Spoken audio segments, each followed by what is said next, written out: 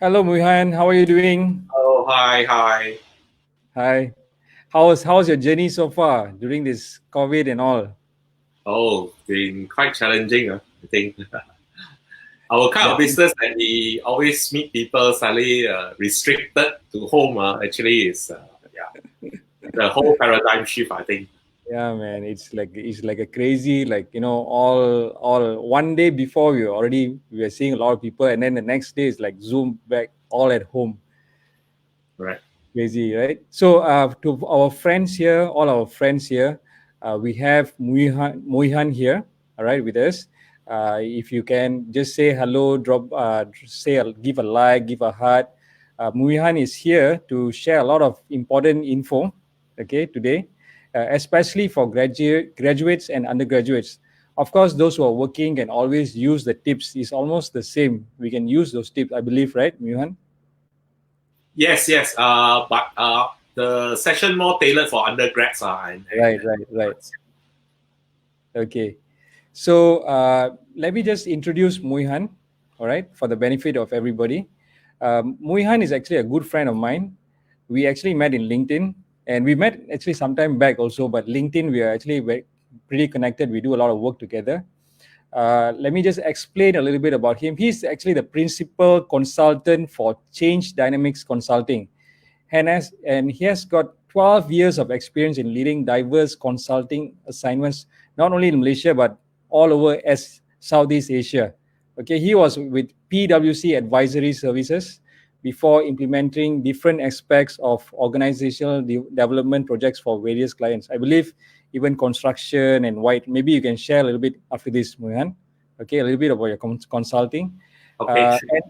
and also he founded the Primed for Success movement, and that's where I saw he's very active, and he has helped a lot, thousands of students. All right, he started in 2017. He focuses on enhancing Malaysian undergraduates employability. Right, he knows a lot of graduates are not employed at the moment. Right, he focuses on enhancing Malaysian undergraduates' employability through personal branding on LinkedIn. He has conducted 52 sessions at 17 Malaysian universities with more than 5,500 undergraduates in attendance. Right? For his efforts, Muihan has recently been named as one of LinkedIn's 100 most inspirational icons in Malaysia in 2018 and 2019 by Marketing in Asia. Right? So today, he is here to share with us 5 critical LinkedIn personal branding strategies, especially for undergraduates and fresh graduates. Over to you, Muihan. Perhaps you can also share a little bit about your consulting work so that for the benefit of Sure. everybody. Sure. Hey, thank you, Nessa. So good afternoon, everybody. Moihan here from Change Dynamic Consulting. Very happy to be sharing this afternoon with all of you. Nice to see you all. I see some of you here.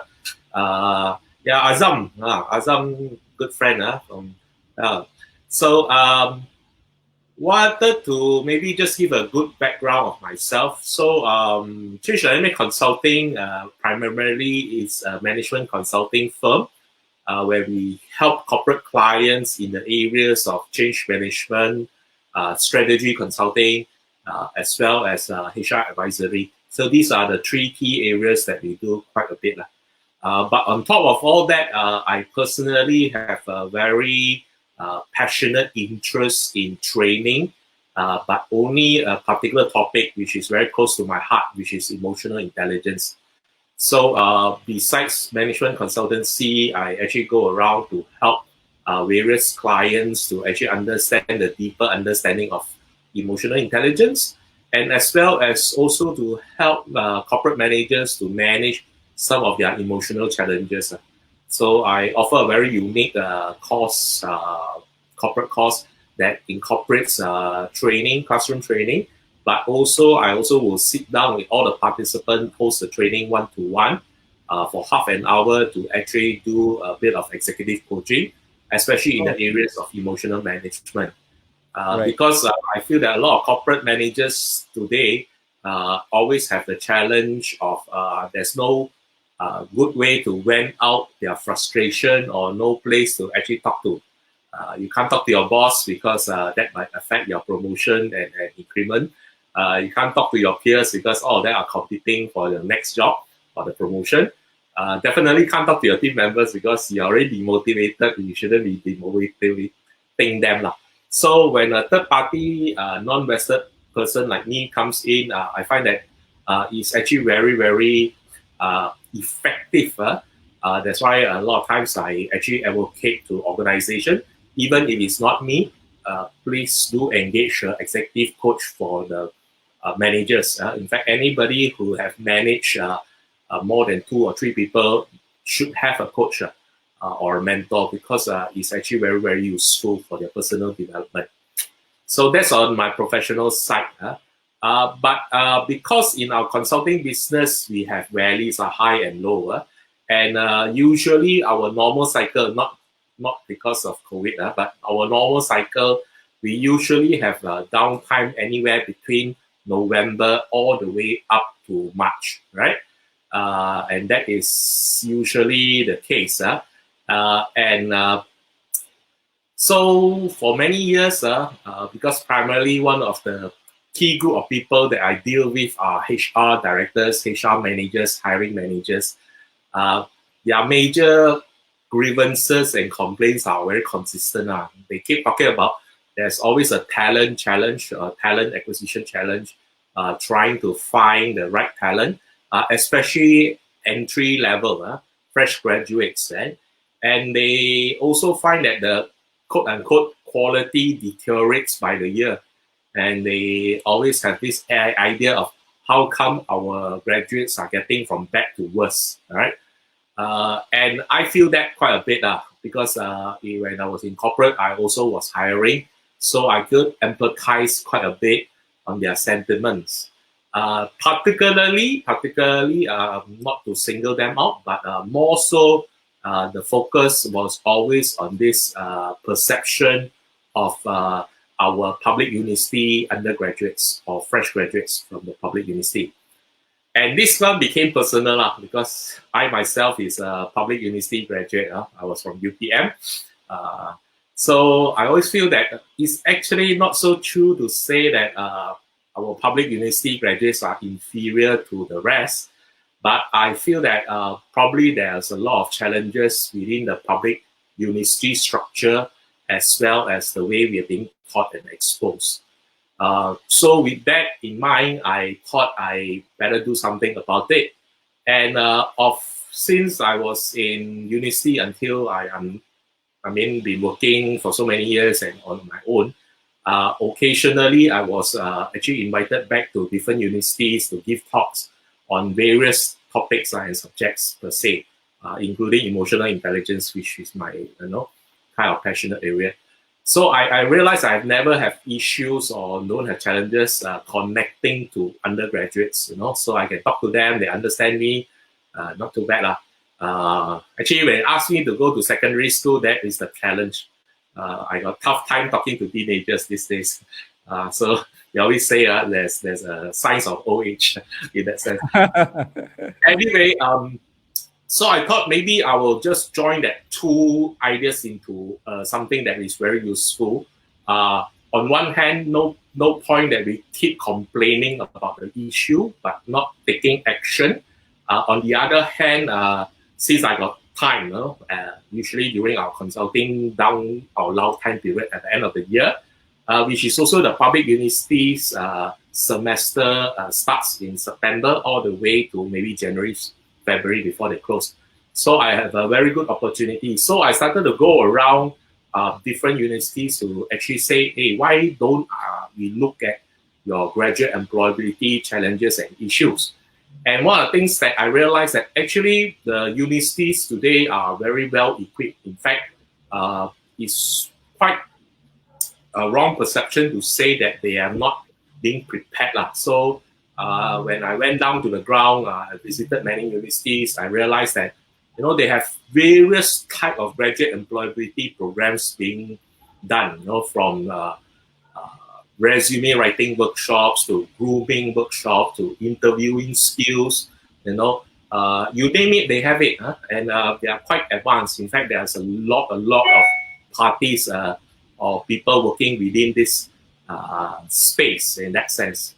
But one thing seems to be missing was this whole idea of digital personal branding. And of course, in a way, probably that's how LinkedIn came in that sense. So just to clarify, I have no direct connection to LinkedIn Corporation. Just like you, I use LinkedIn quite effectively for my own personal branding and for my own work, and I find it very useful. So I thought maybe this is one idea which I can actually help the students to leverage on.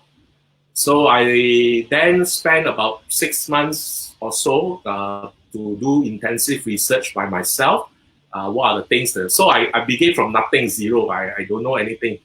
These days, I still find it very hard to accept that people call me a LinkedIn expert, because after 2.5 years ago, I really know zero, and I think I had like 500 connections or what. But I purely just indulged myself just for the purpose of I wanted to serve the students. That was my primary goal. And because of that, then I forced myself to learn things, to do research, to listen to different LinkedIn experts, the real experts, also to learn their techniques and put into practice. And there's many on LinkedIn itself. So there's many things that we can learn. And with that, when I was ready, so that's where I then moved into universities, and to say that, I observed that you have quite a bit of employability programs for all your students, but there's one missing link, which is probably nobody does LinkedIn. So at that time, about 2.5 years ago, when I went around, I just noticed that only one university, and also it's a private university, that had a short module to teach the students on how to use LinkedIn, which is quite what we call a green field, in fact, quite a green field. And true enough, when I started my sessions, every session that I talked to, less than 10% have a LinkedIn account. And in that 10%, less than probably half or more than half of them don't even know why they have a LinkedIn account. Yeah. So that was quite a challenge that I had to encounter. But it's good because that's where they say the opportunity is. So when the market doesn't know what it is, then you've got a good place to start with. Yeah. And that's how I started in November 2017. So that was quite some time back. And I actually had a lot of challenges trying to convince university administrators, lecturers, leadership teams to actually allow me to run my session. Because they, number one, most of them are also not on LinkedIn, except a very small, rare few that would understand why it's important to do this in that sense. But I persisted. I was quite, I would say, pushy. I would say, very pushy. That I managed to get enough sessions to kickstart. And before you know it, they say rest is history. So after this is coming to more than 2 years, I've done more than 50 odd sessions, which is quite a milestone for myself even. And but the journey is far from it, because there's so many people who still don't realize, especially at the university level, why they are doing this. So maybe I will just clarify the misconception first before we talk about strategies in that sense, because it's interrelated. So I remember running this session, Prime for Success. I commit, and I have a structure for it.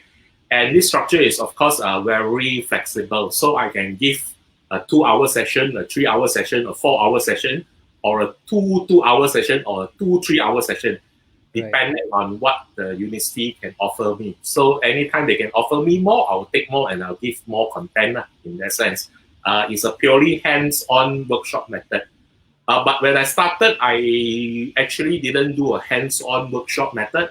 I did almost like a training, awareness training kind of workshop, where we just need to highlight to the participants of what is the functionality, like what we are doing today, more about awareness. It's not a hands-on. We can't show you step by step to say, but just to tell you what it is. Right. So I did 3 sessions of that because I told you I was very new then. I'm no expert, and whatever I know is how I use it, and also observe how other people are using it. But LinkedIn is such a good has such a good user interface and user experience. You can say it's almost a dummy proof, after a while you play with it, you know what to do with it, right? And I was thinking that my target audience is all what we call the digital native, the group that grow up with digital devices as part of their toys and their tools. So they should be very okay. You just have to tell them what to do. They know what to do, right? So I ran 3 sessions of that. And my 3rd session, there was slight variation because there are still friends who saw me, wanted to actually come along with my sessions. So I invited, I think, 3 of them, and one of them was my business partner, Sean. So I did a variation at the end of the session. I break them up into small groups, and I assigned these 3 friends of mine, including my business partner, to maybe coach or mentor a small group. Each group have like 10 to 15 students, right? I took one group, so there were 4 groups discussion. I think that class we have about 55 people. It was in UPM, right? And we were doing that. And this group was actually from the medical veterinary college. So they're pretty much quite savvy and quite smart, I would say, comparatively. So comprehension was not an issue. So when I finished the session, my business partner pulled me aside and said, "Hey, bro, I think they don't understand what you've been teaching for the last 2 hours." Really? Oh no! So I was like, this was really how to say quite a enlightening moment, a big aha moment for me. All the trainers out there, you may want to bring a third party to come in and sit into your session and give you some feedback. At least that was a moment for me, actually. Right, so right. I asked Sean to say, what do you mean? I think is it am I going too fast, or is it because my English or language proficiency? They say no. They may not speak up, but they understand English very well. When you communicate to them, they speak not too bad. They can understand exactly what you're trying to say in that sense. But it's the why. They say they don't understand why are you teaching them to use LinkedIn, because there I was crusading, if I can use this word, LinkedIn. As students, you must be on LinkedIn, and this is how you do it, pop, in that manner. And then I come to realize that's a big misconception, and I'm sure many undergraduates still having today. And for those watching today, if you have this misconception, let us help you to shift this mindset, because it's very important, because it will change your entire attitude towards LinkedIn. So the misconception that I realized after debriefing with my business partner, Sean, was this. The students that was in the session believed that LinkedIn was another job portal. So they were slightly confused because they are very familiar with job portals like JobStreet, the various job portals. They are very familiar with that. Right. And to them, their processing is that I only need to be in a job portal about maybe a month or so before I graduate, so that my CV is there, and if there's a job advertised there, I can go and apply for it. And so this is the idea that they get, that why LinkedIn is important, because to them it's a job portal in that sense. Right. As well as it's also what we call a digital CV Dropbox, so to say, where you dump your digital CV there, right?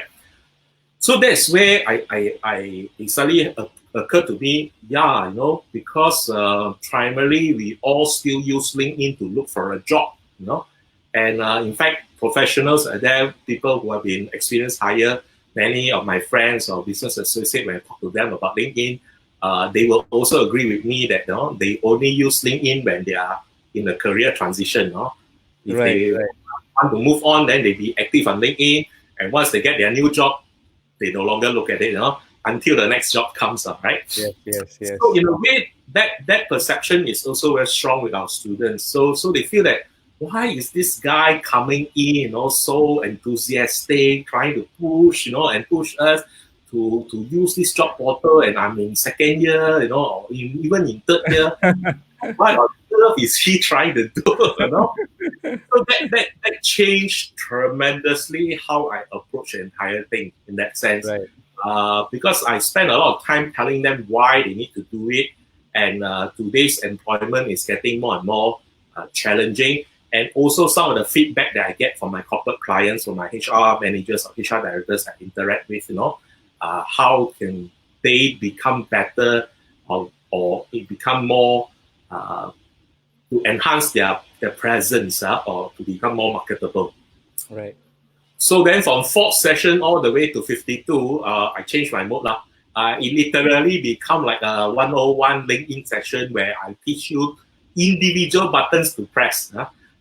It comes to that kind of training, and it works very well these days. Right.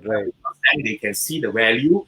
And in all our workshops, they'll become a live workshop where you need to bring a laptop. If not, you work on your phone. And the 2 hours or 3 hours is purely about 60-70% is really working on the profile itself. So by the end of the session, you have covered some of the key important things in the profile, which only then talks about how you're going to use it from that point onwards. So the misconception, I just want to clarify here again, I think that's very useful. LinkedIn has become more than just a job hunting place or a job portal. It has a job portal function. You do see some jobs advertised, but that function is actually very minimum compared to what it's capable of. So in fact, if you want to compare in any terminology that is correct, LinkedIn is really a social media platform. And with social media platform, it has a lot of potential, just like other social media platforms, from your Facebook to your Instagram to your other things. TikTok, I think, is the number one thing now. Right? And so with that, but using this social media platform, that's how well you can build a very strong case or evidence of your capability, of your knowledge, of your thoughts, that you can profile yourself to use it for employability. So that is the difference. So with that in mind, it's also not just a digital CV. So you don't do it one time and you leave it until you need to find your next job to update your CV. You don't do that. But it's more of a tool for you to tell your story on a periodic basis. And periodic basis is up to us to define. Some people tell, like yourself, you tell story every day. So that is your periodic basis. Some people do it 2-3 times a week, like myself. Certain people do it every week once, or certain people do it 1 month once. But that is where it becomes very powerful. And I learned this from other experts. So I was in one session, I think it was a LinkedIn local session, when my good friend Aslin Abdul Rahim was one of the panelists. And I think the question was posed to him because Aslin is one friend that I know that spends 12 hours a day on LinkedIn. This guy is crazy. Yes.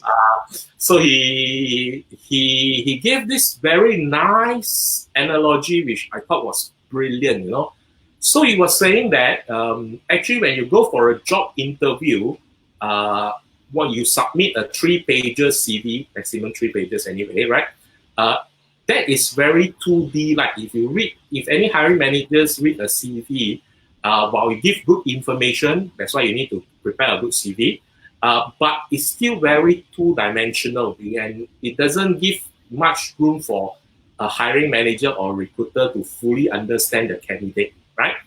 But if you start putting out a digital trail or a curated form of storytelling about yourself, your activities over a period of time, and it's visible for people to look at, that gives a very good understanding. So if I want to get to know you better, and if I can scroll your history of posting, of what type of activities you do, what are your thoughts on a certain issues, how would you do certain things, or who do you work with, how often do you work with, that gives a very good upfront first impression of a candidate even before the conversation starts.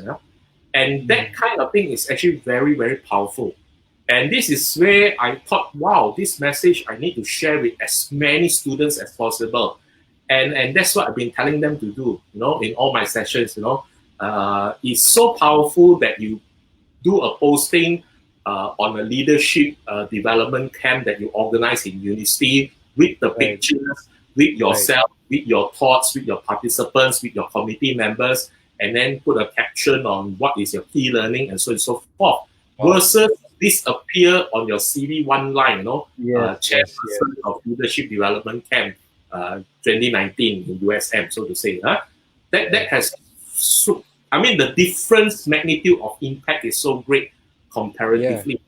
And then we don't forget, today's our hiring managers, our recruiters are all digital savvy. They also spend equally a lot of time on LinkedIn. They watch who they are. And in fact, if anybody will apply, I would have got to say that most recruiters will do first-hand screening on social media sites like LinkedIn. LinkedIn for definitely, for sure, in that sense, right? So that is where the difference is. That's where the difference is. So when we start to do that, we also have challenge, because most of the students that come for a session, they are either in their final year or even end of their third year. Then when they listen to this logic, they say, wow, Muihan, wonderful, but sorry, too late, because I got too many things to do, the final year project, the final assessments, the tests, the assignments, and so forth. Want me to every week post something, wow, that takes a lot of challenge. That's where now I start to talk to different universities, say maybe we should run this program when they are in year one or when the start of year two or second year. So basically that's basically some of the background of where I started and how I started it. Right. Awesome. That's I think for everybody here, Muihan is here. He has spoken to more than 5,500 students all over the country about how to brand yourself in LinkedIn, right? So Muihan, let's just take a few minutes to just say hello to all of the gang here who has said hello. Afika, let me just read it out from the top. Afika Zuriati says hello. Azamuddin, and then Joanne, Te, Farah, Mariam, okay. And let me just see Facebook, John Mui, Chi On, okay.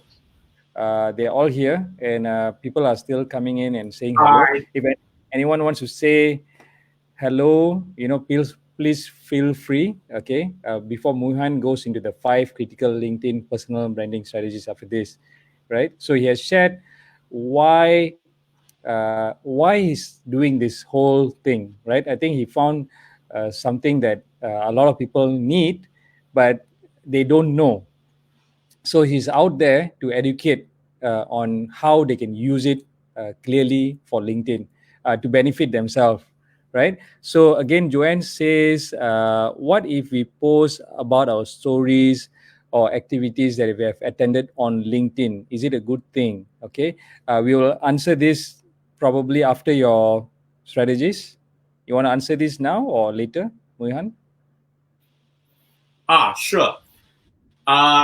It's also one of the strategies. So maybe I will just share the 5 first. Yes. And then we open up for more Q&A. But thanks for that, the question, Joanne. Keep it coming.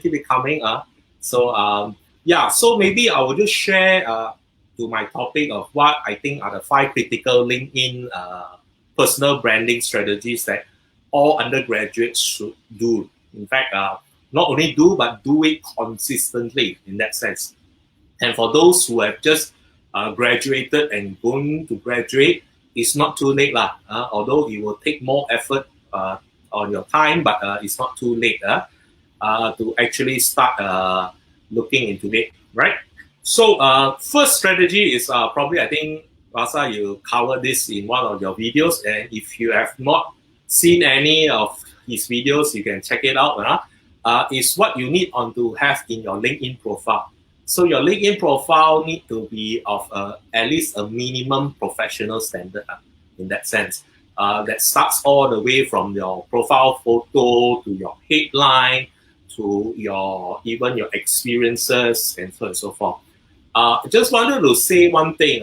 There's two schools of thought mainly when it comes to digitalization.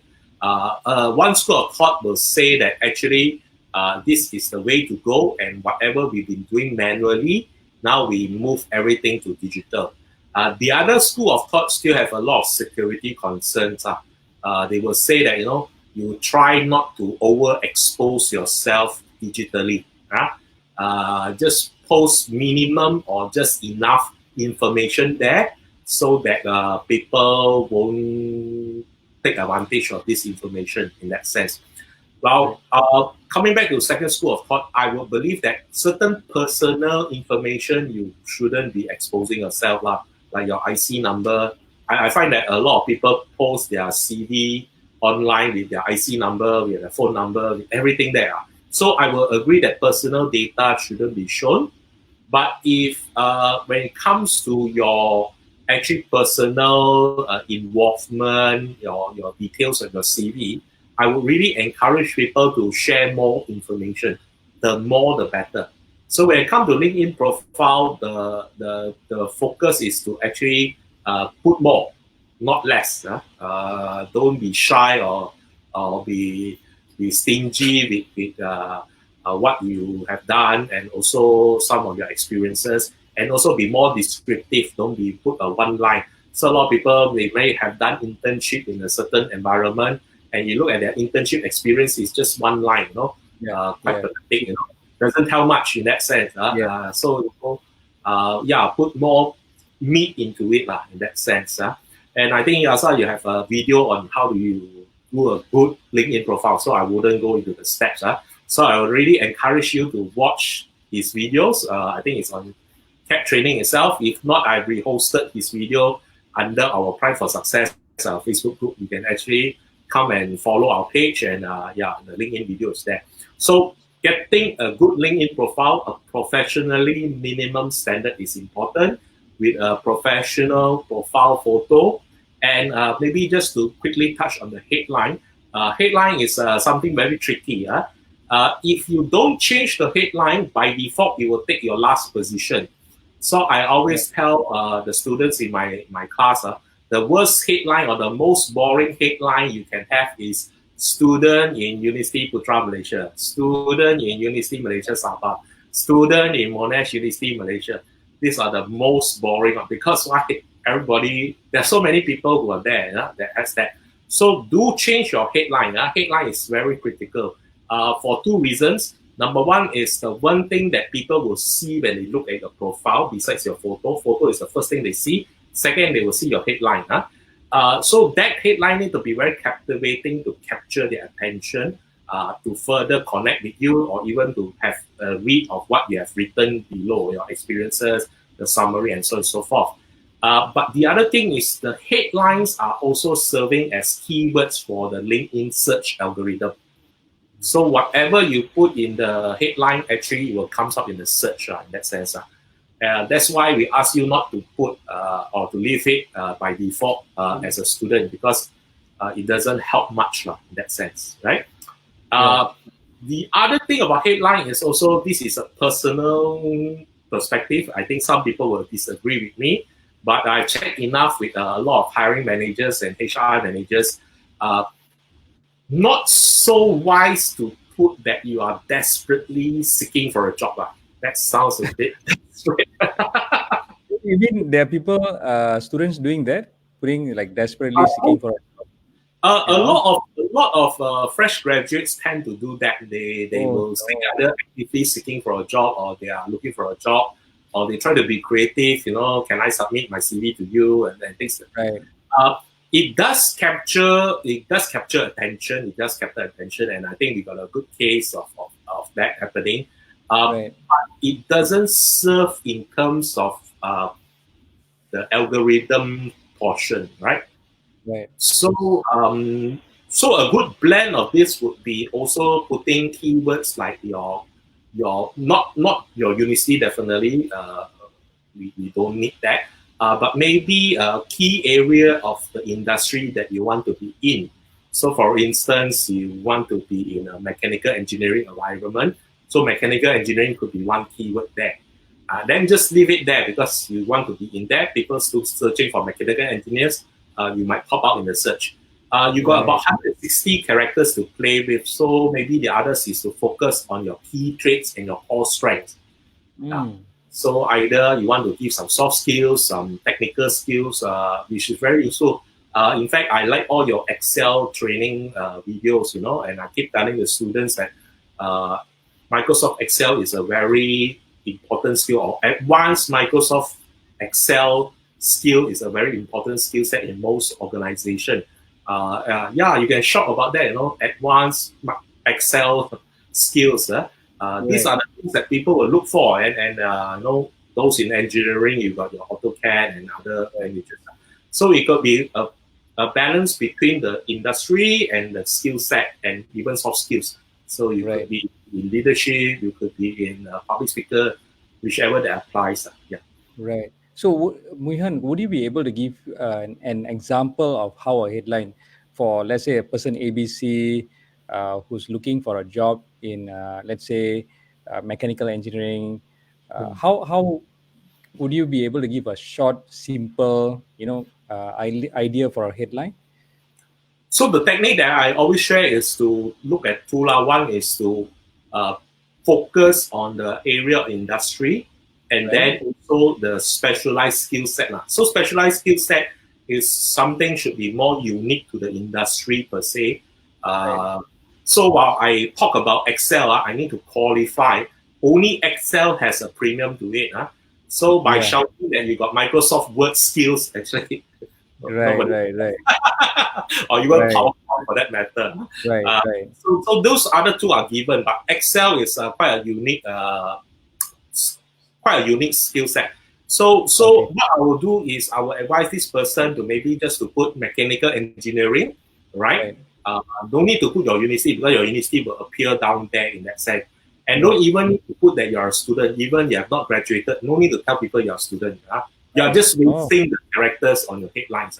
It's okay when people will know that you're a student anyway, not a big deal.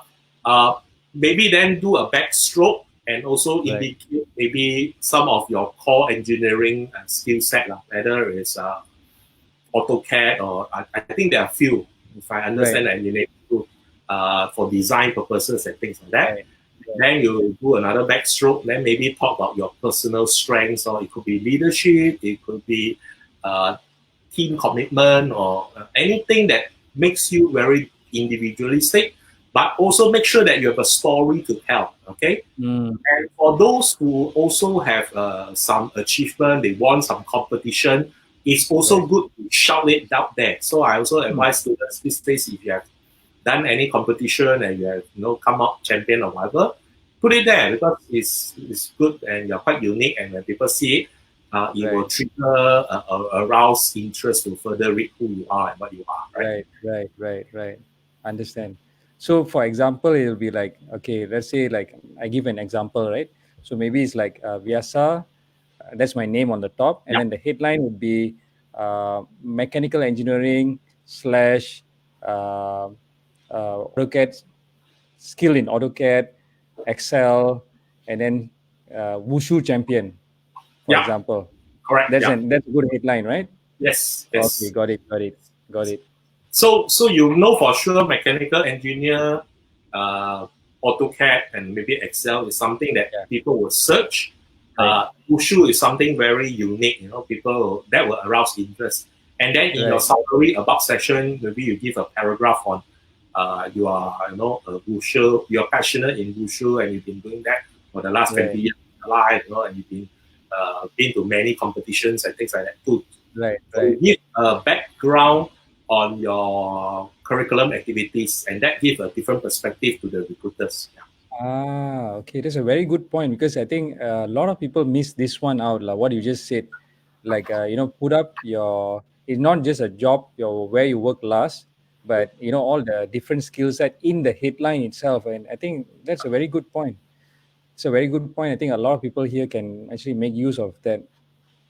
Yeah.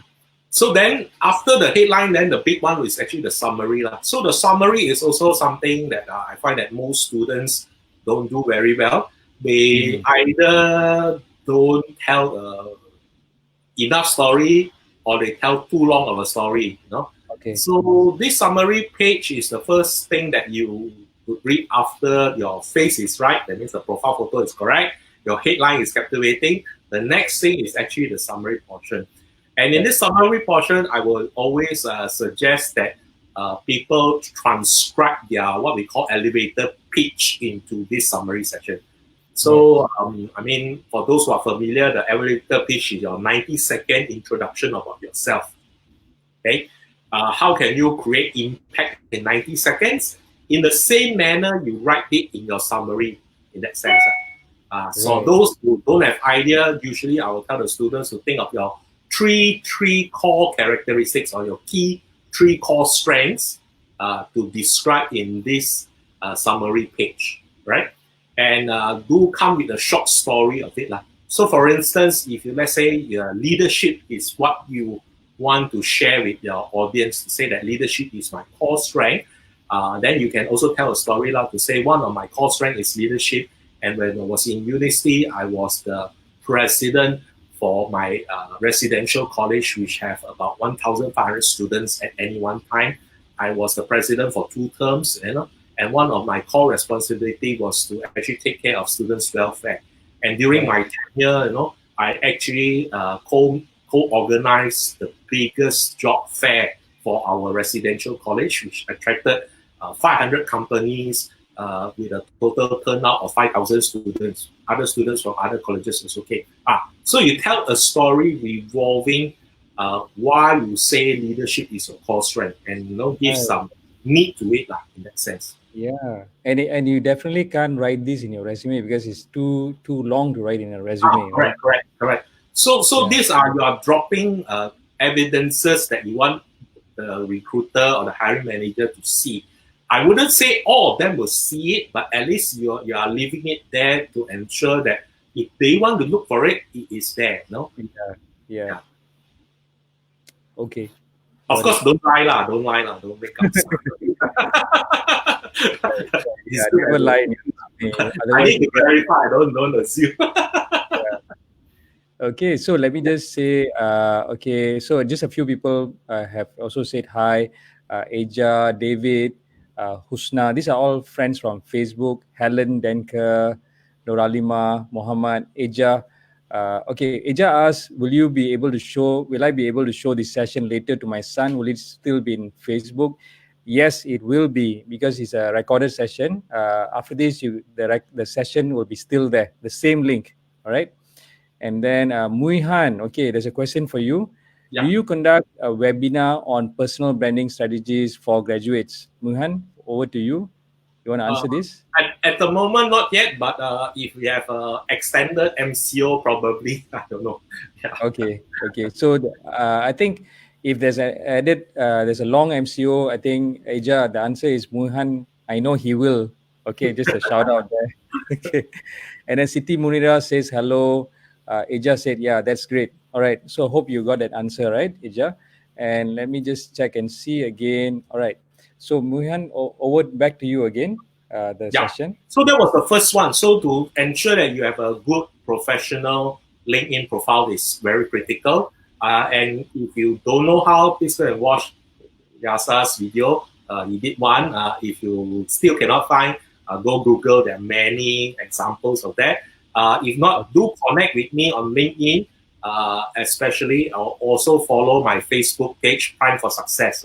That is something that you can actually look forward to, which we give a lot of inputs and more content on maybe on a daily or weekly basis, right? So I told you I have 5, so that's this number 1, right? So number 2 is something that I feel that students don't do well and don't do enough, which is to connect with other people professionally.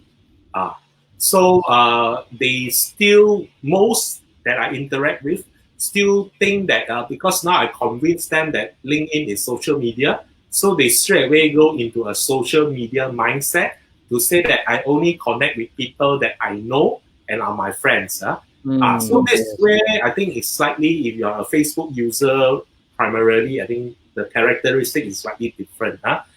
So I would advocate, even as a Facebook user myself, I would advocate that you only accept connection on Facebook for people that you actually know, because it's very, there's a lot of private things and things like that. You want to share it. But on LinkedIn, in fact, the idea is to connect with as many people as possible to start with, right? But to be more discerning, actually, you should be start actively connecting to professionals that you may want to work with in the future. So, for instance, the key example that I use in a lot of my sessions was to say that, for instance, if let's say you have an aspiration to work for a company maybe called Maybank, one idea is to start looking into LinkedIn and see who are the key people in Maybank that maybe could be your future boss in that sense, and start connecting with them. And this is where I find that students get very shy. They say, I'm just a undergraduate, greenhorn, don't know who they accept my connection or not, and so forth. So two things to that. Number 1 is just don't hit the connect button. Send them a personalized message.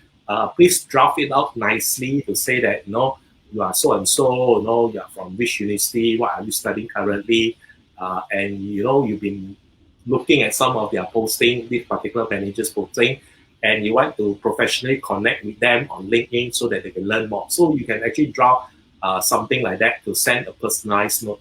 So they found from research, when you send a personalized note, the acceptance of connection increases by more than 50%, right? Versus you just hit the connect button. So don't be lazy. Please draft that note and try not to copy and paste that note. I know some people, they must do personalized note, but copy and paste. So it doesn't sound sometimes not so authentic to begin with. And worse still, it comes out sometimes wrong. So because you didn't change certain details. So just be more careful about that. Worst case is you copy and paste the wrong name. So instead, you're supposed to connect with Anand, you connect with Vasa. So it comes out differently. I've seen that. Because the previous one was actually you're connecting to Anand. So sorry, Vasa, then you copy and paste that one and put it back to Anand. And then Anand said, who's Vasa? I don't understand. So these are the things, if you can, don't copy and paste. Just be more diligent in that. In fact, I have rule of thumb for students. Your KPI should be every day you should be connecting. You should send out 5 connections in wax to the people that you want to work in the future. Could be just the industry that you want to be in, and then slowly you can expand to other industry that possibly or potentially you want to be in. That is actually what we would suggest. So that's number 1, right? Number 2 is whether they don't accept your connection is not your challenge. It's not your problem, right? So you cannot have control of that. If you only do things actually well enough, then you extend yourself professionally. I would say that most people would actually be open to accept connection if you put it in a way your profile looks good, you have a good photo, you have an attractive headline and an attractive story as a summary, and when you send a personalized note to say that you want to learn more professionally, usually people will accept your connection. And I think in our Malaysian LinkedIn business community, actually there are a lot of kind people, a lot of good mentors that actually would welcome more young people to actually follow them or to be connected to them, so that they can also share their ideas and expertise with them. So, Right. so that is something that we will encourage people to do, especially at a student level. So one challenge we have, I told you about, I didn't tell you, but I'm 42 this year. I graduated about 20 years ago, plus minus. Right. Uh, 20 years ago when we graduated, uh, we are also quite green, I would say. So I actually go around when I run my 52 sessions. I was in a halfway point that no, I was telling them about the feedback that the HR community is giving to the fresh graduates, how frustrated they are with their attitude, with their expectation, blah, blah, blah, this and that. Right. Then after a while, I realized, oh, this is actually not very helpful because when you tell people like that, it doesn't help me, I cannot change their perception and nothing to do with me, my senior's fault, and things like that. So I come to realize I stopped doing that. I stopped doing that, but I paint the picture differently in that sense that in today's employment world, it's very dynamic and very demanding, and in fact very competitive. So if you were to wait until you graduate all the way after your final semester, finish your final paper, or finish your internship, only you apply for a job, chances are you are fighting a losing battle. Because there are just too many applicants with too few jobs in that sense. And the recruitment, the hiring managers are very, very selective. I met so many people who tell me that we are looking for the best people. So we got a lot of assessment that goes on. We got a lot of criteria, we want to get the best fit. And because in Malaysia employment laws, there's this line, easy to hire, hard to fire. So you make sure you hire the right person. So trying to stand out among the rest, if you do the traditional way, like what I did 20 years ago, finish everything, only then submit your application, it may not work today because the world has changed. So I say, if I reflect back 20 years ago, I was also like the undergraduates today, very still, enjoy my university life, is so happening, and also very myopic. Maybe the word I will use is myopic. Myopic in the sense that my window of attention is the 3 to 6 months ahead.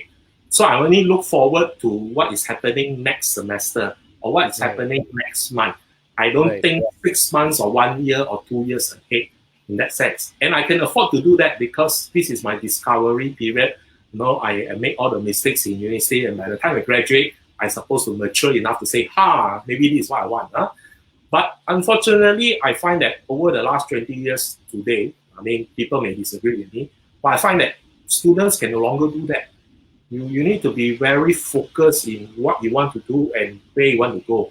So when I go into my sessions and ask, can you think of a company, especially those in second year, can you think of a company that you want to work for in the future? You'll be surprised 80% of them have never thought of this before. In that sense. But rightly so. I think 20 years ago, I was also like that in that sense. But it's different. Yeah, it's different. So we have changed the game. The game has changed. I don't think that the current generation are worse off than us. I would agree. I classify you as part of us. I don't think we are better off than that. To be very humble about it. I think every generation is about the same at a certain age per se, because of exposure and understanding. But just that my point of view is the environment has changed tremendously in that sense. And of course, if we know how to leverage on this environment, it'll be amazing. So one of the advantages of connecting on LinkedIn is, imagine 20 years ago, if you had the opportunity to actually connect online digitally with the CEO of a public listed company. It's almost unimaginable 20 years ago. But today it's so viable to do that. And I see so many people doing that. So if you're an undergraduate or you're a fresh graduate and you're not doing that, imagine how much lost opportunity, that you are not taking advantage of in that sense. Those days he asked me to connect with the CEO of a public listed company. I also don't know how to look for him, First of all, we can't see them. Google wasn't that advanced anyway. You can't search for them, maybe the only way people, there's all this rags to riches story that, you go and wait outside of their office, waiting for them to come out, then you go and introduce yourself. right? So Yeah. so imagine today you can do it online digitally. So if you don't take advantage of that, that is actually I would say that is not so wise now. So my challenge to undergraduates, especially you are in your second year or third year, you should connect with as many corporate managers as possible. In fact, by the time you graduate, you should have easily 50 to 100 corporate managers that you can actually refer to, either for career advice, either for job advice, or even to ask for jobs. In fact, yeah, because that's the easiest way to get hired. Uh, Rather so than going through all the interviews and all, right? yeah, correct. I mean, if you know them, they don't give you. Don't worry, they don't give you the job without going through the Yeah. necessary procedure. Yeah. But actually, knowing them gives you a good advantage over to Yes. know them, because I mean, our environment, the relationship is still very Yes. important True. in a lot Very of true. places. Very So, true. so I would suggest that you challenge yourself every day to get to connect with these people. So that's number two. And number three is related to number two is don't only just connect. So we got also friends that become a connection collecting kaki. So every day, because we can't say I need five, I just go and whack five or whack 10. After 10 I whack, I get five. Then by the time I got before I know it, I got 5,000. I'm very proud of myself. But actually, that's where you need to start engaging your connection. So there's a lot of content being posted online or on LinkedIn on a daily basis, on an hourly basis. So as an undergraduate, I would ask you or to maybe share with you to say that maybe if you can invest 15 minutes of your time, not a lot, 15 minutes only. If you can want to do more, then ideal. Each day to read some of these comments and also, read some of these postings and also comment on them. Start to engage the corporate managers of Malaysia to actually in an intellectual discussion on the posting. And this is something that we don't do very well in school or universities. Right.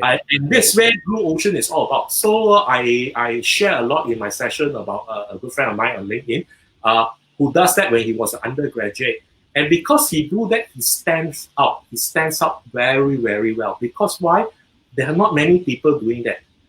I mean, at the undergraduate level. So if we can have more undergraduates happily interacting with corporate Malaysia managers on LinkedIn on a very consistent basis, then it helps to enhance the relationship between the two generations per se. Right. So it gives opportunity for hiring managers or recruiters to understand the candidate better, but at the same time also give the undergraduates a perception of what is needed in the corporate world. And that itself is a maturity process, which is very, very useful.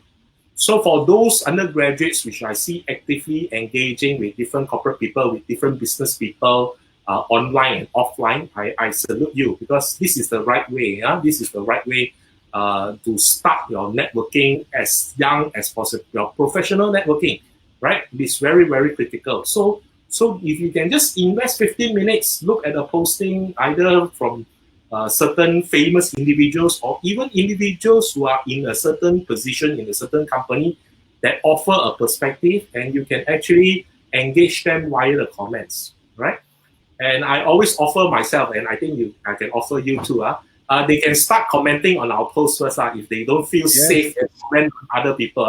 So you can practice with us, and you see that those who are connected with me on my sessions, when they post something, I will always ask them to share their key learning points, right? What they have learned from the experience, or if they ask me a question, then I'll ask them back a question.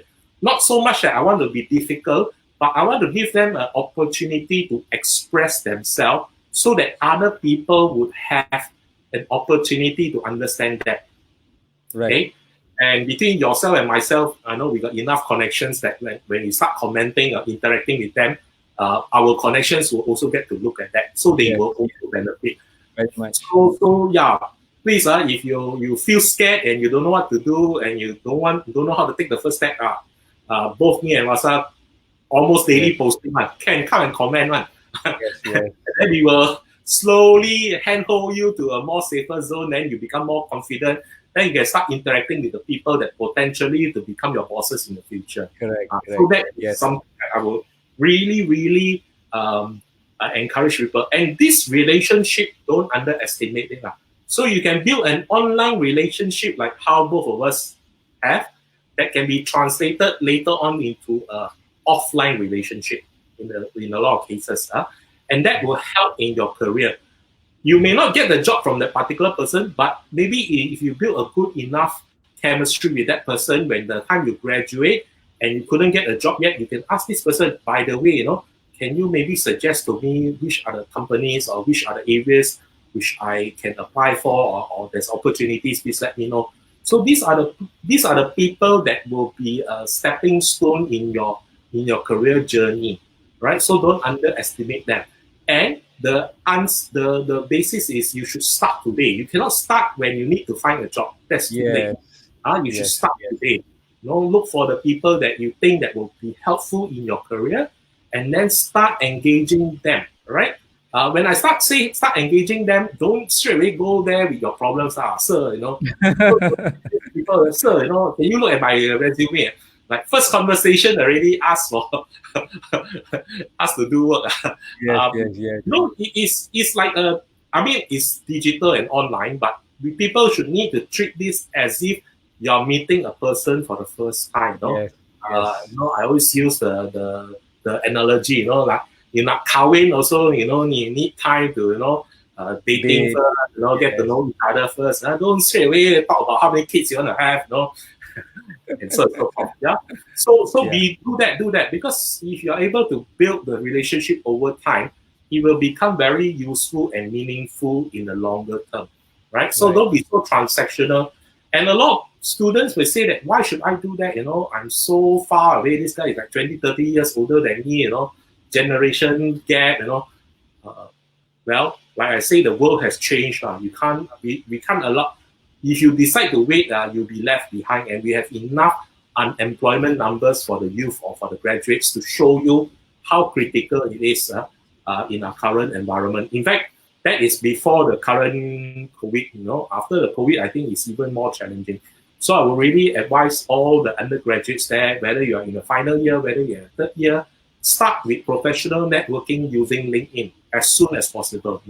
Discipline yourself every day, add 5 to 10 people on LinkedIn, and then with the people that have added or connected with you, start to read their posts, start to comment on their posts, reshare their posts, because you will grab their attention. Anybody that reshare my post will grab my attention. I was very curious to actually understand who is this person who have just reshared my post, And as a result, I get to know you better in that sense. And if you've got a proper write-up, you've got a proper profile with the right picture, with the right summary, with your experiences there. And if I'm hiring, maybe then we can start a conversation. Even if I'm not hiring, I may even look out for you if I know any of my clients or my connection or network is hiring. So don't underestimate that. So that is number 3. Number 4 is something that Malaysians don't do face-to-face. So maybe we can start doing it online, which is to ask questions. So if you can get more of our undergraduates to practice asking questions, this is one skill set that is very useful when they come out to work later. In fact, if they don't come out to work, they run their own business, this is also a very useful skill set. Like you and I, we ask our clients a lot of questions because without understanding our clients, we cannot sell our solution and services. Very true. Right? Very true. So regardless whether you're going to be in employment or in business, asking questions is a skill set that you need to learn today. And the best place I would say is on LinkedIn. So you can ask questions in 2 ways. In commenting on somebody's post. You read something, you want to seek further clarification, or you already got a hunch what he's trying to say, but you want to have a deeper conversation. You can start to ask questions, and you realize by asking questions, people will able to see whether how mature you are or not mature you are, right? And this way, I find that it's a good place for you to start honing this skill. Don't wait until you come out to work, only start doing this, because then it's too late or too costly. But now the worst case scenario, if you become too annoying or ask the wrong question, people just remove you as connection. That's it. Nothing further than that. Yeah. But it's a good training ground. So I encourage all our undergraduates who are on LinkedIn to ask more questions on other people's posting. Put that as a practice. Or you can do it as a posting yourself. And I see many people have done that. They just seek advice from their LinkedIn community. And again, Malaysian LinkedIn community is such an amazing group of people.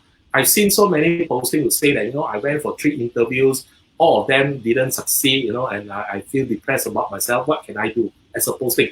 Before you know it, like 99 comments to say, why don't you do this? Why don't I offer this? And so forth. So there are enough people willing to step up to help you without any expectations. So if you can maybe put it into practice to actually do that, maybe not every day or one day, few times, but maybe once a week, there's nothing wrong. That helps in 2 ways. One, help you to become more mature so that you know that how do I word my question differently and become more professional about it. And that build a good skill set. And when I come out to work or when I come out to do my business, it helps a lot. And number 2, it also gives people an opportunity to understand you better. Because not only just by clarifying, sometimes your question is also an indication of who you are and what you are. Okay? Right. So that is number 4. And the last one, which is actually related to Joanne, question they asked, we should post our story activities that we have attended on LinkedIn. Yes, the answer is yes. And you can do this for 2 reasons. I find that it's very useful. Most of us attend university for 4 years, 3 years or 4 years, but majority is not. And in the 4 years, because there's so many things that's happening, by the time you graduate, I can quite guarantee you whatever happened in semester 1 or 2, you probably have forgot about it. Yes. Okay? And some of us even more hero or more champion, because we were trying to find the partner of our dreams. Whatever happened, we forgot because we are too focused on trying to find a life partner. I mean, jokes aside, this way, when you come to a job interview, although you got a good CV, very impressive result and so you call for a job interview, you'll find that it's a very challenging time because you're trying to recall your experiences to be shared in the job interview. And it's very common these days, I think I've done that, but I don't know how to tell this story. I forgot about this story and so forth.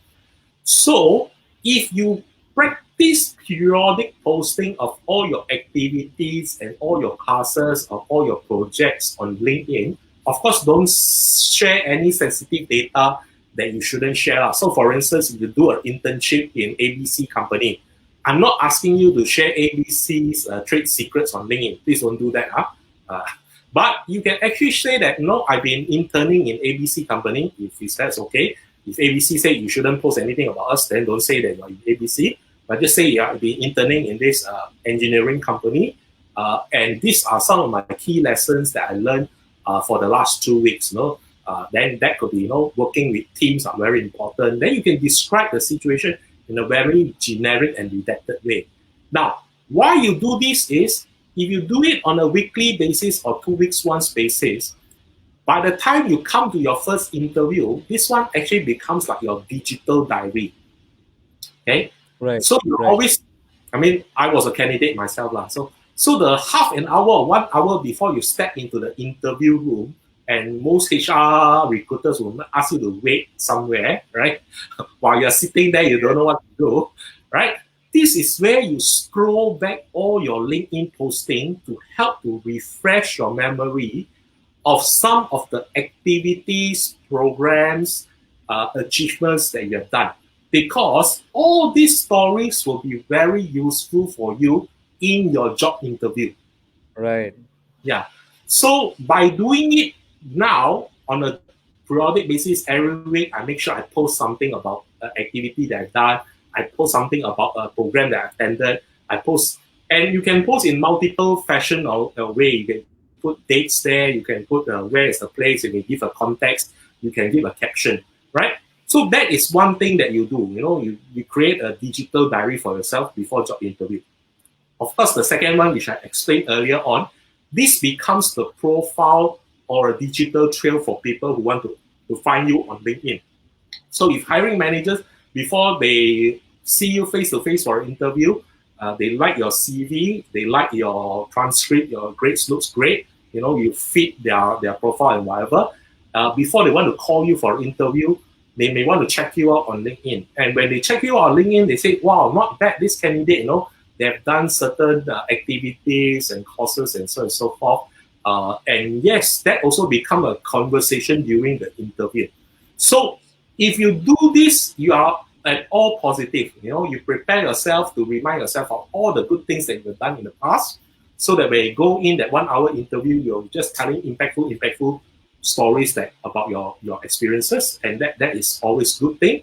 And number two, you also have laid the foundation for questions that you are more in control of. You share in the sense that, because I keep talking about all these things in my LinkedIn, and when the recruiter saw all these things, they want to have a deeper conversation.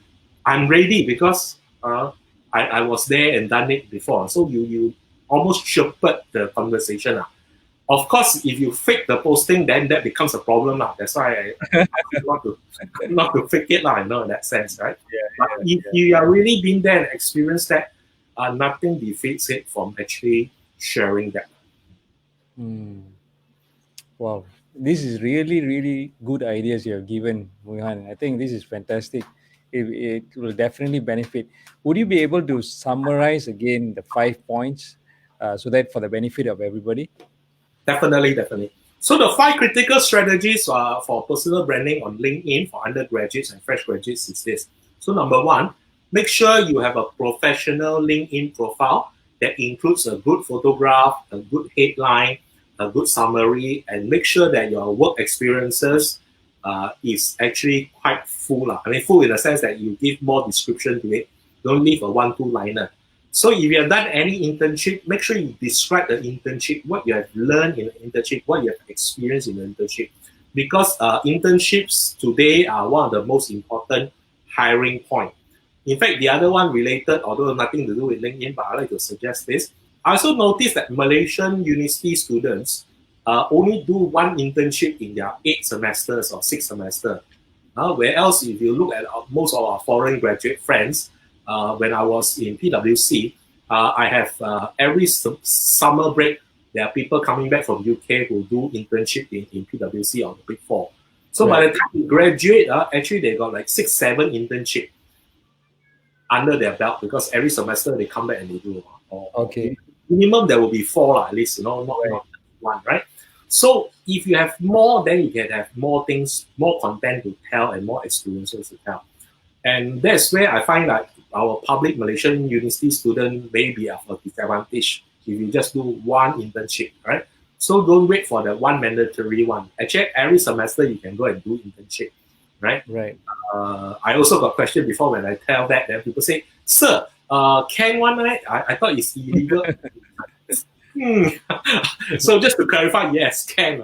You even in your first year, finish your first semester, your holiday, you can actually go to do internship. Nobody is restricting you, right?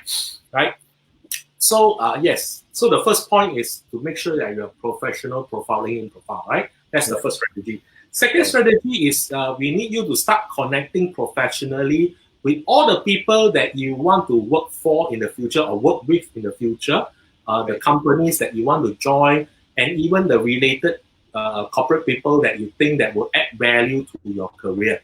Okay, and use this opportunity because there's a lot very active corporate people on LinkedIn.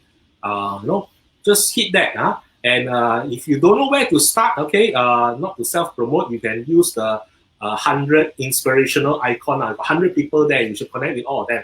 Of course, both of us are in there, but nevertheless, that's a good place to start. You can actually go in there, you Google that, you can find the whole list and add those people, right? So second one.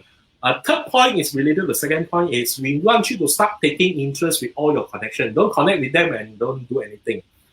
Take an interest in them, read their posts, comment on their posts, have an online discussion on their posting, reshare their posts, and once you do that, maybe you can also have some DM. You direct message them with further clarification. When you direct message somebody, probably it's good to actually start off with just trying to ask questions to understand things uh, before you come to the point that you want to get something from them. So what I'm trying to say is you shouldn't be messaging me for the first time straight away, ask me, sir, I need a job. Or sir, please review my CV. You should at least have some conversation with me over a period of 6 months or so. And before, it's by the way, sir, would you mind helping me to look at my CV? Then I'm more compelled to actually help you, right? It's just like these days we talk about etiquette, at the professional level, the experienced hire and business people. The worst case scenario for most of us in the business world is the moment you connect with me, and after I connect with you, the first message that you send me is a sales pitch. You're selling me something, or you give me your list of services. And these are major no in social media etiquette. So in a similar manner, undergraduates also need to learn that. Don't connect with a professional manager and straight away ask for a job, or straight away ask to review their CV, or straight away ask to recommend another job. No, take time to get to know the person and let the person know you. I think it's more important, right? True. So that's number 2. Number 4 is actually ask questions. So ask question can be in the comments. Ask question, you can post questions as part of your posting. And because questioning technique is one important skill that all of us need to learn. Because in our education system, we find that this is something that is very, very lacking of. We've been taught to answer but never to ask. As a result of that, most of our students and even most people in the corporate world, I feel, especially at the lower level, don't know how to ask questions and feel shy about asking questions.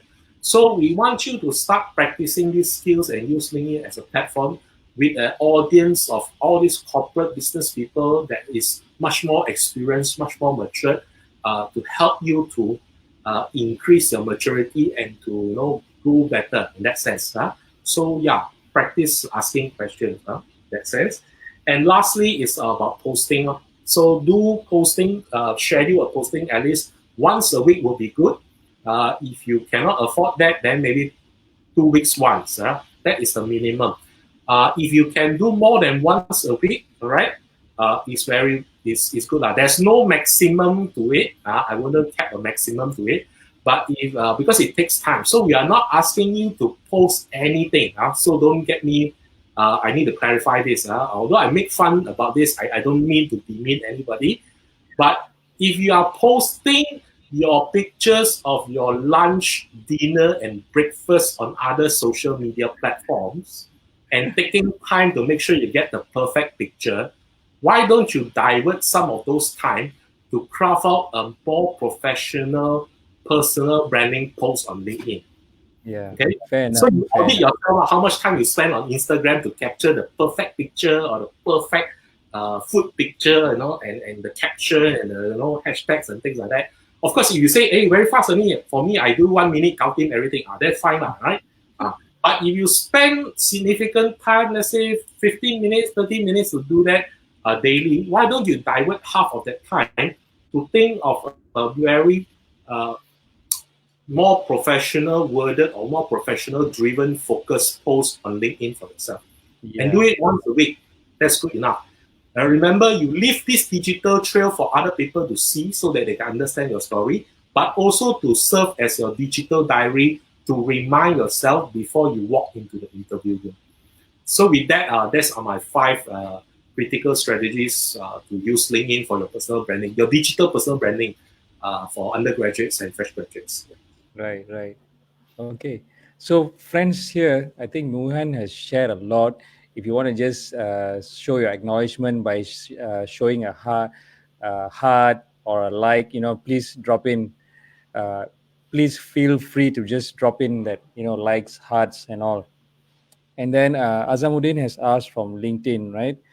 Yeah. From your point of view, does COVID-19 reduce job opportunities in the future? What should final year students prepare to face with this? So if I have a crystal ball, then I'll be, No one. I'll be the next richest man on the world. Good question, Azamuddin. I think it is something to be of concern. And I feel that personally, all the indicators actually look to a global recession, right? And graduating in the year of a recession is never good. And I was one of them because when I came out was September 11 and boom, you know. Oh, Yeah, I was 2001. okay. And although Malaysia at that time took 6 months to have impact, I think US had the impact first straight away. I think it only hit us at the first quarter of 2002. But I remember it was very challenging time for a lot of fresh graduates and even in the factory that I was being on, we had retrenchment exercises in that sense.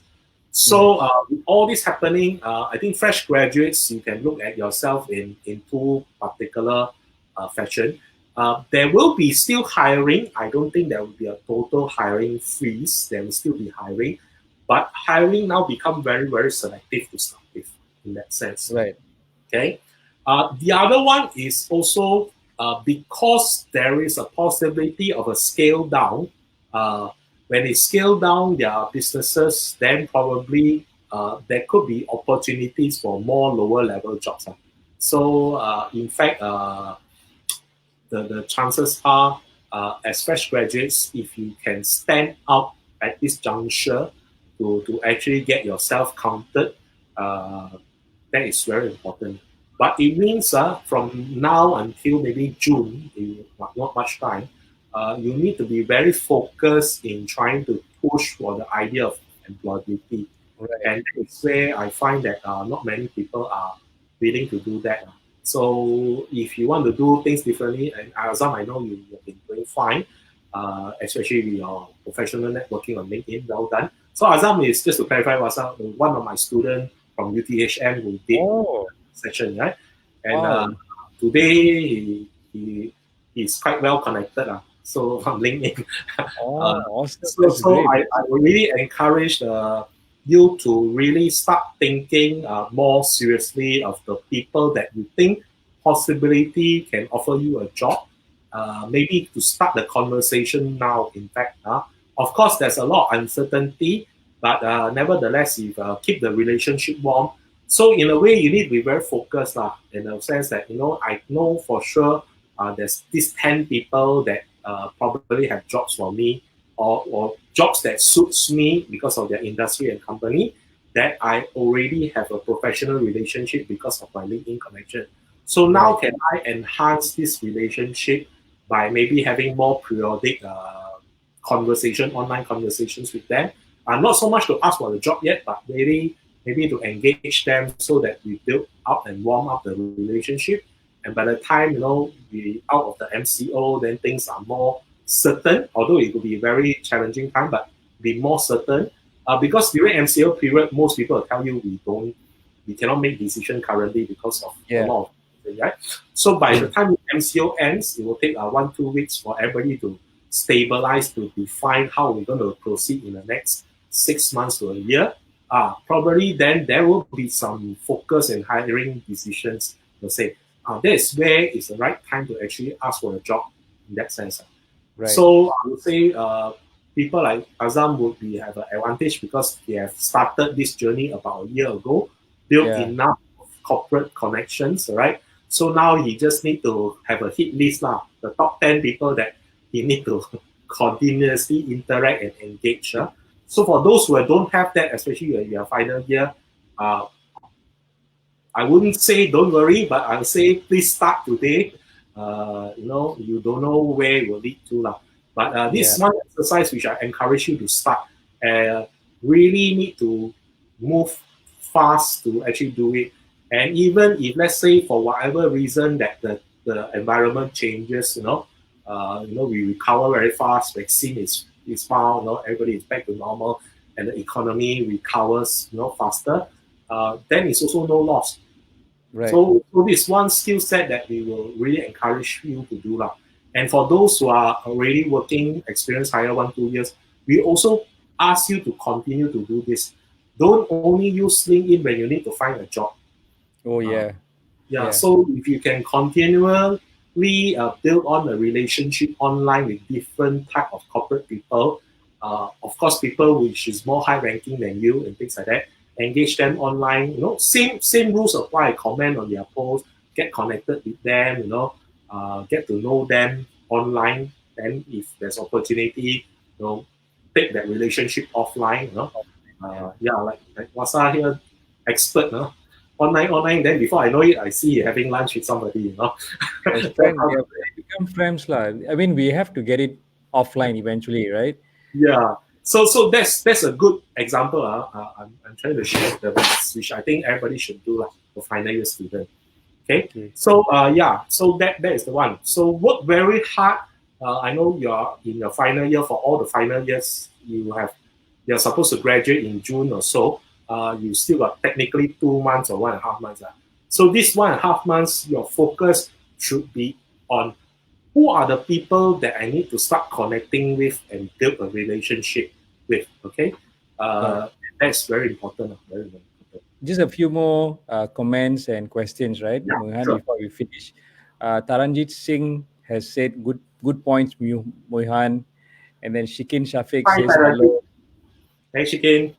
right, and then Al Fateh has asked Mohammad Al Fateh.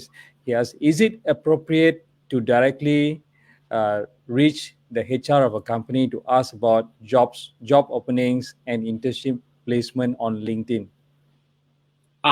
So for this, it is not to say not appropriate. In fact, if it's a recruiter, you can actually ask. But where I find is more powerful is you should be connected to them before you need to ask. So, Yeah, for instance, if you are in your second year, you actually don't need an internship placement yet, or you don't need a job yet, or you are in a third year, you don't need a job yet. Now is the best time to build your profile, get connected to them, get to know them digitally online first, right? And also on a periodic basis, comment on their posting or ask them questions. So what I'm trying to say here is relationship is a long tail process. So if you straight away come and ask me, do you have a job or not? So my answer is yes or no. Either I will tell you, yes, please go and find out in our website. right. The posting is all in the website. Or no, I will just end it, because I don't have any relationship with you and it's very transactional. So, but if you can, build the relationship over time, and then when you need it, then you ask. Then people will be more willing to help you and answer your questions. If they don't have, they also tell you why they don't have and when you should apply, Or if they Right. have, they also will tell you who are the best people to actually approach and what you should do. So yeah, it's all about human relationship skills. Although we are doing this online. Yeah. Okay. So Joanne, thank you for the awesome sharing. Yeah, Mohan, you're welcome, Joanne. she's a student, right? And then she also has her own vlog. Cool, Okay. cool. And then Vivian, Hmm. can you see the question, Mohan? Yeah, I can see the question. Okay. So Vivian asked, how can you brand yourself on LinkedIn if a person want to enter a different industry? So in a way that you should start positioning your activities and your involvement in those areas that related to the different industry. So for instance, let's say I'm a food technologist. This is a real story. I'm a food technologist by training from UPM. So I'm from the food industry, and technically I should go into the food industry. But let's say I want to go into a different industry altogether. In like my case was training and later became HR consulting. So what I will do if I were a student today, right? I will start posting and positioning myself on LinkedIn of all the leadership camps that I've run, I facilitated, that I share in, also participate in more of this training related stuff, either as a support trainer or even as a participant, or go for certain certification that is related to the training industry. So these are the activities I become very focused during my undergraduate years.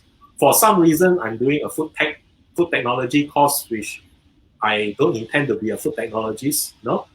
So I want to become a trainer. So in my 4 years of university, I make sure that I start indulging or engaging in this kind of activities. And not just engaging that, but also use my weekly posting to publicize that, to position myself. And many people have done that, you know. So because at the end of the day, there's one school of thought will say that, you know, your degrees are not as relevant to the job that you want to apply. But I would qualify to say that certain jobs still need a very specific degree lah. So like engineering, you can't run away. The professional ones, you can't run away lah. No? Medicine, you can't run away. Or law, you can't run away. But anything else which you don't have a direct entry, you may be able to actually go into it. So I mean that this particular degree that you're studying don't have a direct entry, or the job don't have a direct entry requirement in that sense. Right. Yeah. This is a follow-up question by her also, Vivian. If we have worked part-time jobs, that skills are actually transferable, even though might seems insignificant for the next job, do we still include it or just leave it out of the picture? Thanks. So Vivian, for that matter, you need to learn how to story tell your internship or part-time job experience, right? So don't just list out your roles and tasks. So one of the automatic behavior that most undergraduates will do is, if they do a part-time job, for instance, they are a waiter in Starbucks, they are a barista in Starbucks, you know, they either put they are a barista in Starbucks or they say I'm a waiter in Starbucks, you know, and they leave it blank, right? So that, what I call real estate on LinkedIn, that amount of space given is actually for you to tell your story. So right. You don't waste your time telling, you know, the so-called insignificant tasks, which everybody will understand and don't see how is it relevant. But you can take that real estate, that space, to actually say that in the 3 months I was in Starbucks, actually I was inspired and well trained in their customer service, you know. And for that matter, this is one of the most interesting. And then you tell a story. So, you know, one day, you know, I met this clientele, and you know, it was very difficult per se, but because of my training or my supervisor, that then actually helped me to understand. First, we need to listen first. So I listened. So you can actually tell a story. Nobody stopped you from doing that, you know, for all your part-time job. So of course, not many people do that. But again, what I'm trying to say is, if you can indicate in your experiences there a significant skill set, like in this case, customer service, that you have been trained and adopted and learned and practiced, it becomes very useful in your actual full-time permanent employment, especially if customer service is needed. Right. Good. That's a good point. Mohan just answered Vivian Wong's question, right? We have some questions from LinkedIn. Okay. Amin Khalili. Right. You see, Azam. Can you help me to give me a clear image of how undergraduate students to learn some soft skills and hard skills, and how students get certified? Okay. So hard skills are the one that lead to certification. So when we talk about hard skills, it's all technical skills. And again, this is some promotion for LASA. So LASA run a lot of training, technical training, Thank you. Whether it's AutoCAD, whether it's Excel. So and I mean, if you go for any of these courses, those are certification. That is actually give you an opportunity to tell your future employer that you have been certified in AutoCAD, you've been certified in Excel, you've been certified in Google Analytics, you've been certified in so many things that you can do certification. And I really encourage some of you to do some of these things because it's very, very nice to I mean, it helps in your employability to get certified. Soft skills is something that probably certification may not be the right focus, but it has got to do with the kind of activities that you participate in. And that's where, once you participated in, ability to tell that story becomes important. So my current observation is actually when people say that Malaysian students are very studious, they only study and they only care about the academic results. I don't find that is true for university students, both public and private university. In fact, I find that our university students are very, very They got a lot of curriculum activities. This way, I would like you to enhance that. So I've been going around universities to say this. I feel that because you have so many curriculum activities, these days you need to be very focused in the type of curriculum activities that you participate. 20 years ago, our seniors, our teachers, our lecturers will tell you should participate in as many activities as possible, right? But today, I would say that you should be very discerning and be selective in the sense that before you join any clubs and societies or any programs or any events, the question to reflect upon yourself is, how does this contribute to my employability? Okay, and what is the story I can tell my future employers about this experience, about this position, about this activity in that sense? So that becomes important because why? You don't have much time and there are too many things to do and too many things to learn, right? So you need to be very focused and selective. So if let's say you want to participate in this particular activity, make sure you are able to tell a story of how it enhances your employability. If you cannot answer that question, unfortunately, I would say it becomes a very own entertainment, Malay word called short sendiri activity, which is not wrong, but I'm just saying that if you do too many short sendiri activity, you don't have much time to do the more impactful needed activity for your employability. Right? True. So one of the things I've been very critical of, and I get into trouble for saying this, because I go around campuses and I see a lot of students spend 3 months, 6 months planning the graduation dinner of their seniors. I kept telling people, actually, doing dinners is actually a good activity, but don't do dinner for internal people, which has very low impact, no, in that sense. Right. I'm not asking you not to honor your seniors, because I'm sure your seniors expected you to honor them because they have honored their seniors in that sense. So they accept the balasan, they expect the reciprocity in that sense. But if you want to organize dinners, why don't you? And I don't see many corporates doing it. Why don't you organize dinner for corporate leaders? Imagine if your campus or your university or your faculty can organize a dinner for 50 corporate managers or 50 corporate CEOs. That would be a very different type of dinner that you're organizing. And with that, that kind of relationship building and things like that, you would actually enhance your employability very differently. And if you do it for 50 CEOs, imagine in one dinner, straight away you'll get 50 connections if you are the organizing chairman. Well, that is how powerful it is. Right? True. Okay, the last question by Joanne Tay, right? And before we finish, by commenting on posts from professional people, does it give us a good impression by commenting on their posts? Joanne, yes, it does because there are too few undergraduates who actually do that. But with the caveat that try to be more thoughtful of the comment in that sense, okay? And not just treat it lightly. What do I mean by that? Treat it lightly. Because sometimes if you don't tell people, will assume, and assume is the worst thing we want you to do, right? We don't ask you to just comment to what you do on other social medias, like how you comment on your friend's Facebook posting or your friend's Instagram posting where you put some emojis or you put some, just hashtag. That has not much meaning.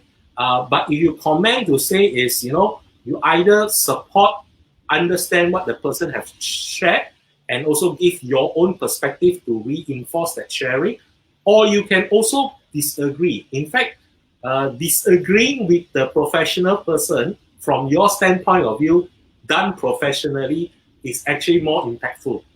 Because not many people do that, and not many people know how to do that in a very professional and tasteful manner. I would safely say that most corporate leaders and managers actually don't mind having a debate with anyone. More so, we welcome debates with undergraduates because we also feel that it's a good opportunity for us to share knowledge, to share experiences. So when you challenge them, challenge it professionally, it actually gives you a lot of visibility and a lot of goodwill like, in that sense. But please do it professionally, and courteously, of course, needless to say. So yes, the answer is yes, but please comment with more thoughtfulness in it. Don't give a simple emoji or thumbs up or things like that, which is not very worthwhile, I would say. Yes, correct. And then Azidin said, "Thank you, Vyasa and Mohan, for this. I already changed my headline straight away." Wonderful, Azim. Good Straight to hear away. that. Great Action job, straight great away, job. right. Okay, so Mohan, I'm going to give everybody his contact details here. You can reach him through LinkedIn and Yeah. also Facebook. You can look for Mohan Kop, right? On Facebook, I would rather that you connect with me on my page. Yep. It's called Prime for Success. Okay, let me Just just look get for- this right. Primed with a D. for Prime. success. Yeah. Okay. So I Let me will just really write it. encourage all of you to follow this page because I'll be sharing 3 things on this page. LinkedIn tips, interview tips, and I also do job and internship posting here. Now I need to qualify all the job and internship posting. I'm not a recruiter or headhunter, and I don't get a commission or this. So I'm just doing for sharing purposes. So every time I see my LinkedIn connections or one professional connection that posts jobs requirements or internship requirements for new level for fresh entry, I will share it there. All right, and this will cover different industries and different kind of functions. So I will really encourage you to be part of this page. Right. So again, Facebook Prime for Success. This is correct, right, Mohan? Yes, it's correct. Thanks. Okay, awesome. So Mohan, thank you so much Thank you. for dropping by and sharing so many tips. I think we got a lot of feedback from everybody sharing that this is like a lot. They are very thankful for all the tips. Let me just share Helen. Okay, so she said she's going to start straight away. Great, Alan. And then Joanne said, "Well, remember she got the points." And she's also changed her description immediately once you mentioned. Wow. That's taking People action. are taking action immediately, Mohan. So Yes. what you shared here is awesome. It has reached people in LinkedIn, Facebook, and YouTube. And also some parents have said thank you so much for sharing. They are definitely getting the the recorded one, okay, which we will share again. So Mohan, all the best. Thank you. And hope you can create a bigger impact some more. You have already created 5,500 students. I think you can easily reach 10,000 this year, right? Also follow me on LinkedIn. I think my next program will be a virtual career fair happening on the 20th of this month. So I'll give the details there. It's not my career fair. Some other parties organize it together with Talent Corp. But I'll be one of the speakers and I will be touching on some of these points again or to give you different examples. So that will be actually a Zoom session so that you can actually tune in and actually interact directly with me. But please follow me on LinkedIn or even my Facebook page for the details of it. Right? Let me just get your Facebook page again. So thank you so much, Mohan.